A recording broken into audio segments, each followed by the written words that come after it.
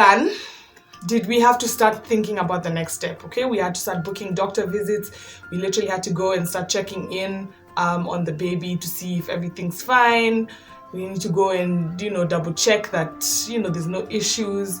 We used to go for doctor visits. Guys, my hub used to take me on these visits, every single visit. It was awesome. I mean, we used to get to listen to the heartbeat. Everything was so surreal. Like, I couldn't believe I was going to become a mom. I think that for me was so surreal. I could feel the baby, but I mean, I couldn't imagine, like, this is a human being. Like, of course, it's a surreal feeling. Anyway, so we then started going on doctor visits, and it was awesome. It was amazing to listen and to hear the ultrasound and stuff. That was really cool. So every morning he would pack me my breakfast, and he would pack me my lunch, and he would literally take me and drop me at the office, and then I would literally, ace and race through the day like a snail. Guys, let me tell you something. When you're pregnant, everything becomes twice as difficult. It's really hard because your body is doing something else. It's not doing what it used to do, it's doing something else. And so when I was, going through all these things, I literally had to keep up with my body. Like, I had to balance, do checks and balances, make sure I'm eating the right things. It was a challenge. So actually, my biggest challenge was sleep. I was really, really, really tired. And the sleep for pregnancy, you can't even cheat. Like, when you're sleepy, you're sleepy. So luckily where I used to work, they actually built a mother's room where I could actually go and just sleep. And so sometimes in the afternoons, I just put my head down and take a nap. And so that's how we went. I mean, there was nothing. This is what I expected. It's exactly what I had in mind. When I came home, I was fine. I could cook and everything. I didn't, guys, I'll go through these things with you, but I didn't go through a lot of these theories, so I could cook. I actually enjoyed the kitchen. So everything was going well. I mean, I really can't complain. Actually, I think I had a really good run. I do understand, but I think I have ways and strategies that I use that help me a lot. And so, of course, in later videos, I'm just going to show you some of them. Nausea, because nausea is a given. But you can deal with these things. Headaches, you can deal with them. Anyway, that's not for this video. So for this video, I just wanted to walk you through what actually happened. So first trimester, second trimester, I was working, everything was fine. So one day I was going to the office, and I just, as normal, my hubby packed everything for me and dropped me at the office. And I walked in, had life in, but my job was very interpersonal, and so I had to deal with people and laugh with people and everything.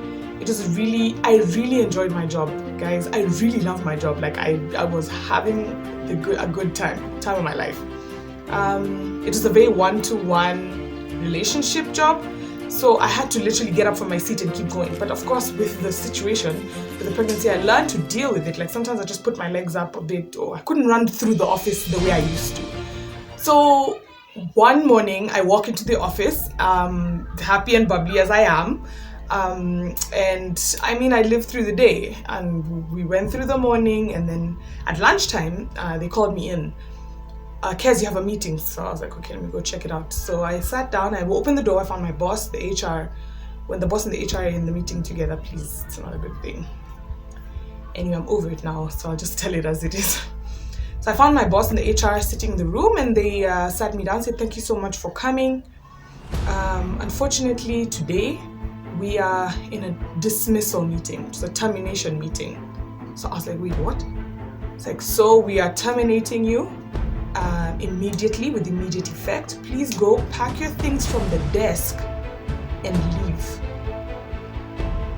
Guys, the shock that I felt, first of all, I'm heavily pregnant. I was 7 months.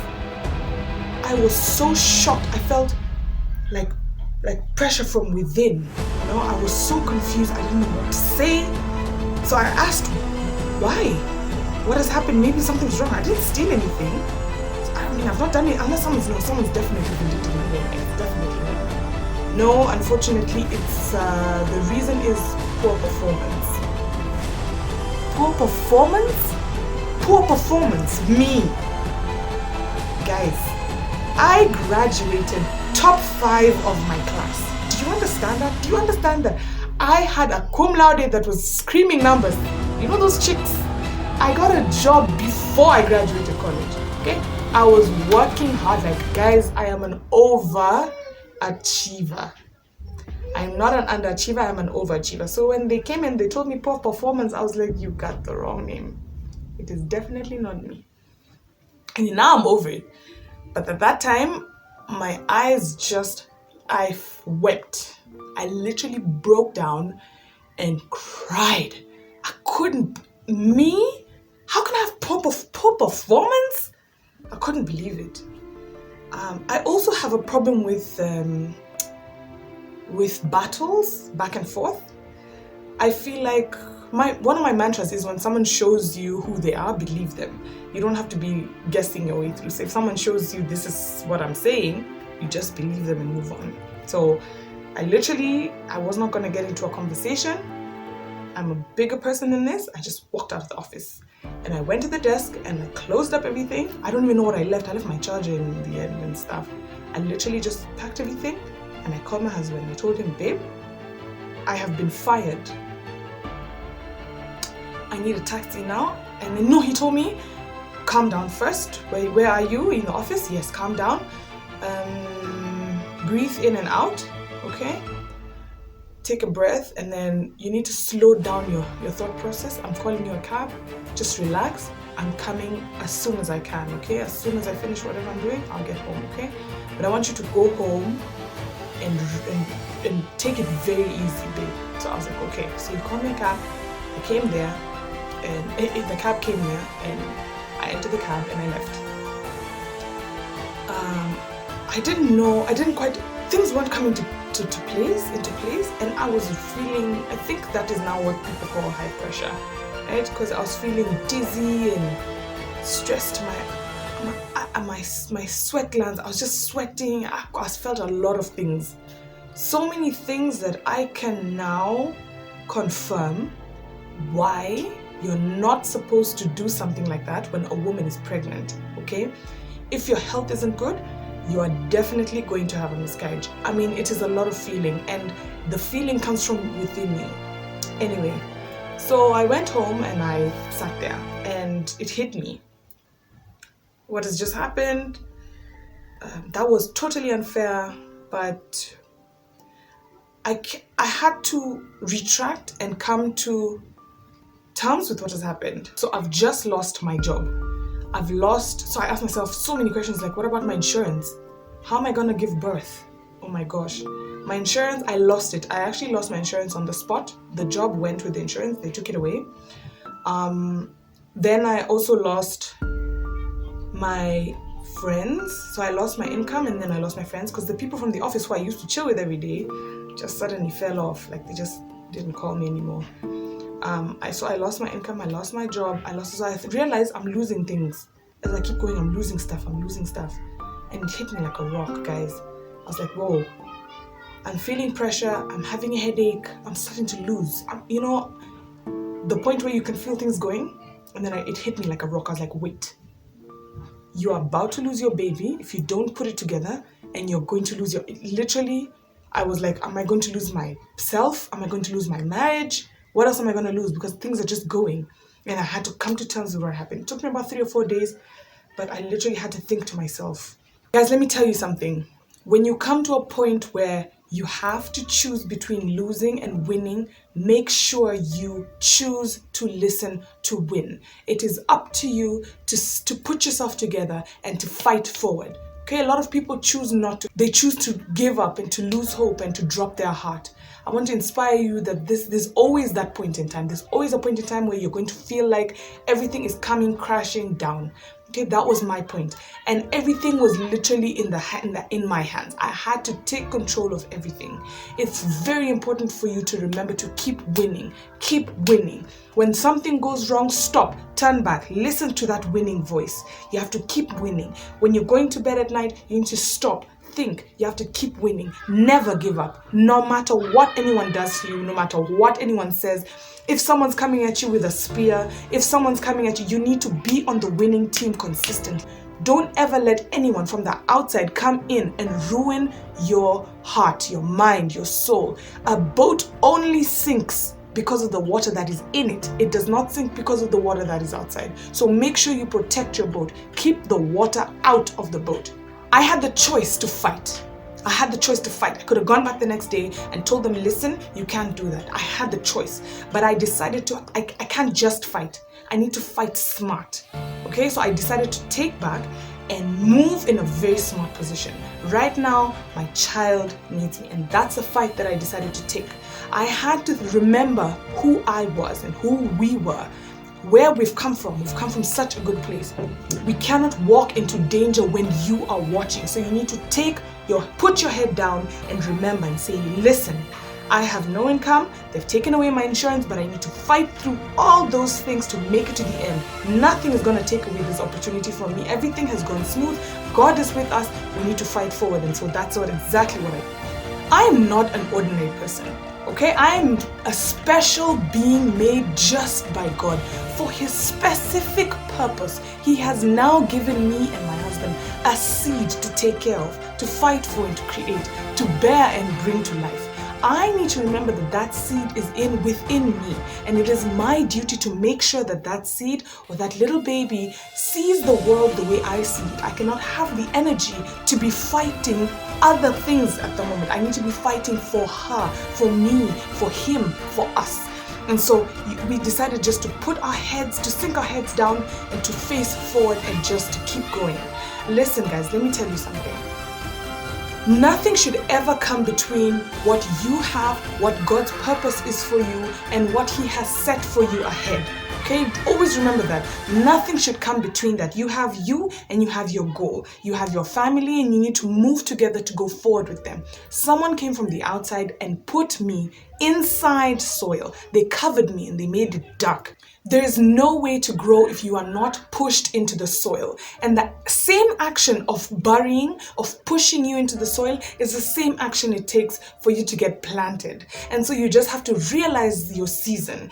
It didn't hit us that our season is actually not a burial, but it's a planting season. And I just want to say thank you so much to the world and to everyone who participated in all my planting, because guys, that is what made us grow. Remember, when you're under the soil and you can't see the sun, everything is dark and you have nowhere to go, you don't know how to move forward. Remember, that is when you are now being planted. You are not being buried, guys. And that's what gave us the zeal to keep going. And so you know what, the next morning I just had to wipe my tears and realize it's a new day, it's a different situation. And I woke up and I had a shower. And the shower that I had not had in a long time. It's a shower that you can't really have when you're employed, is it? Because you have to rush to work. But now God has given you the opportunity to take time to love yourself. So I enjoyed the moment and I took my shower. And then I went to the kitchen and I cooked. And I made myself a 5-course meal.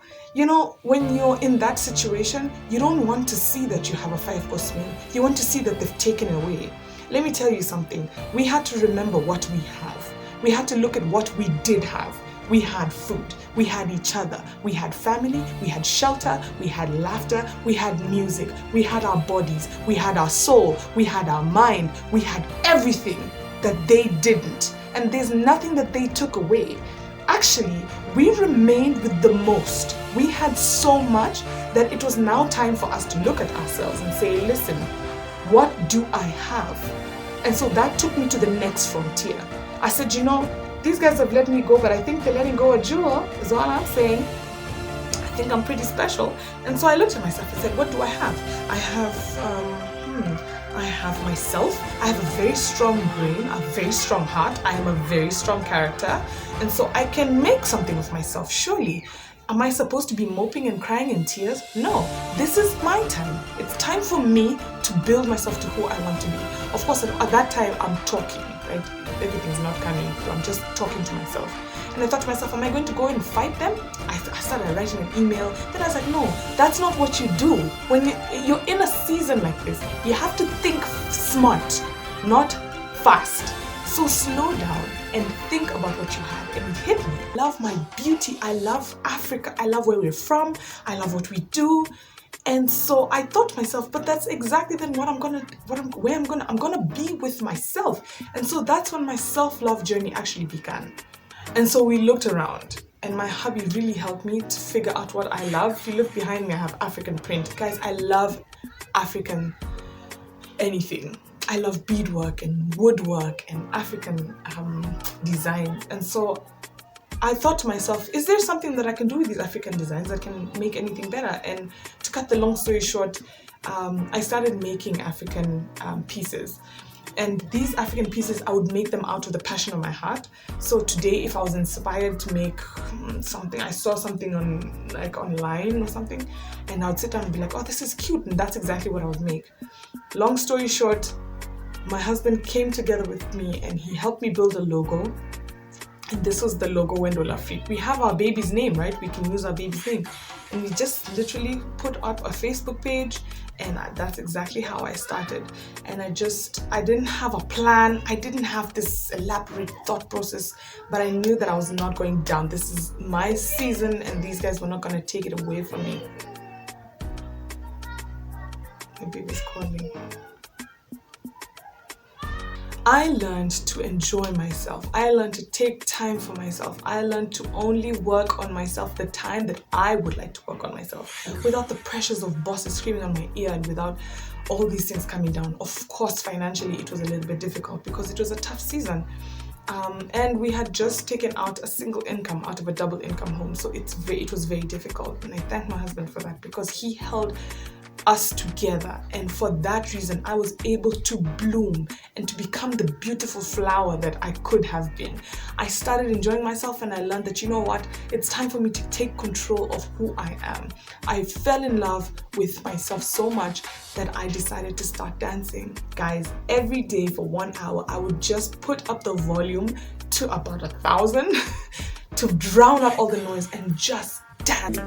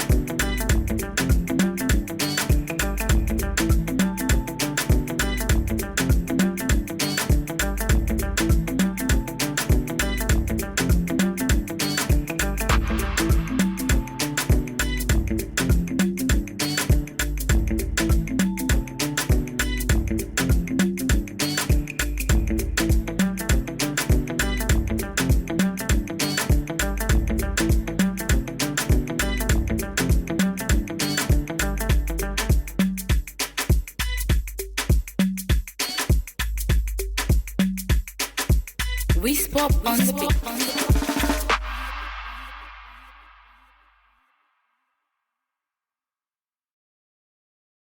And I would just dance. Guys, I would just express myself, and I just had fun, and I just danced, and I enjoyed this journey. I really did. It's funny that I was not supposed to, and so of course everyone else was, especially my workmates, were calling me, "Are you okay?" What? Am I okay? I'm perfect. I'm just about to deliver another human being into the planet. How can I give anyone the power to take that away from me? How? And so that's when my stay-at-home mom journey began as well. For me to realize that just because I'm in my house does not mean that I cannot be who I want to be. The four walls do not stop me. I don't need to be in submission of any person giving me the money, but to realize that we can actually empower ourselves so that we can do this for ourselves. We can do it, guys. It's in our minds and our hearts that we think we can't do it. The world has changed. Social media is on your phone. There's a platform for e-commerce. You have the ability to create, to resell, to be the middleman. Guys, the opportunities are endless. And so let no one ever feel like they want to come into your life and take away what you already have. Okay? Own yourself. Be the superpower that you are, because God did not make you for no reason. He made you for a specific purpose at a specific time. This is the time. If you're watching this video, there's no other time. This is it. And so you need to literally stop and fall in love with the things that you want to fall in love with. You need to do the things that you want to do. Don't let someone from outside come in and make you feel like you serve them. You only serve the Lord Jesus Christ. And with Him in your ship, nothing's gonna go wrong. That's the attitude that we had. Let me tell you something. With that positive attitude, we had a positive birth experience. We had a positive walk through. We now have a very positive, happy little baby with so much energy. God bless her. And she's the most beautiful girl ever. And I strongly believe that it is because of the emotion that we feed our babies that is what they bring out. If you are happy, your baby will be happy. If you are sad, you're only showing your baby that life is really tough. These negative emotions are learned. They're trained. We teach our children these negative things. But someone shouldn't come from somewhere else. Wherever I left them, those guys are fine. They're happy. They're content. They're running their thing. It's time for you to run your thing. Do what you always wanted to do. Don't let nothing or no one stop you, guys. And so that is the journey. Some of you are fighting things. As we speak, as you're watching this, you're fighting things. You're fighting for life. You're fighting for your family. You're fighting for your marriage. You're fighting for things. Don't stop fighting, because the devil sees where it's weak and he attacks, and he makes sure that there's a rift between you, what you want, and where you're going. Ladies, let me tell you something. You have been given a spirit within you that is like fire. You need to embrace that spirit. There's nothing about the economy. There's nothing about the situation. There's nothing about your money. There's nothing about anything that should stop you from where you are and where you want to be. Listen, keep going, keep moving, a day at a time, even a minute at a time. But don't stop going, because the God that we serve did not give you a spirit of fear, but He gave you a spirit of strength and a sound mind and a good heart and prosperity. So embrace that, enjoy it, be the best you want to be. Thank you guys so much for watching. That was a long video. It was a very personal video, but there's no other way to explain why and how I got where I am. And so I just want to empower every stay-at-home mom at the moment. I want you to be strong. Don't give up. Never give up. For your time is now.